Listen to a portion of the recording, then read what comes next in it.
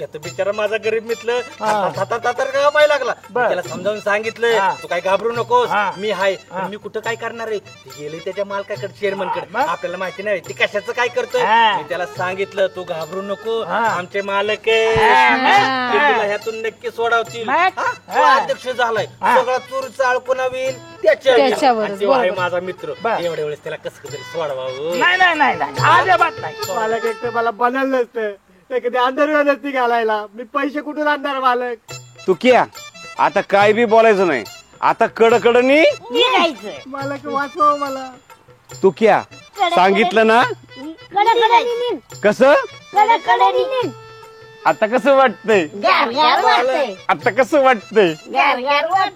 काय करू, एक काम कर, तू मर, तू मेला म्हणजे तुला काय करू आपण शेतकरी म्हणून जाहीर करू. तुला शेती आहे कर, शेती आहे. हा 1/2 गुंठा शेती आहे आणि त्यात तुला शेतकरी घोषित करायचं आणि तुला भरपाई मागायची का रे 2 लाख सरकारला. तुझ्या 1/2 गुंठ्यात काय कांदा लावतो का वांगी लावतो. अरे मग काय करू मी, काय करू तर तू मेल्यावर तुझी जी रक्कम भेटेल नुकसान भरपाईची ती टाकतो अख्ख्या गावात वाटून. मग मीच बाई त्यांचा मुर्दा बसवला, त्यांचा हातपाय वाकड होऊन त्यांना रगत पिती झाली.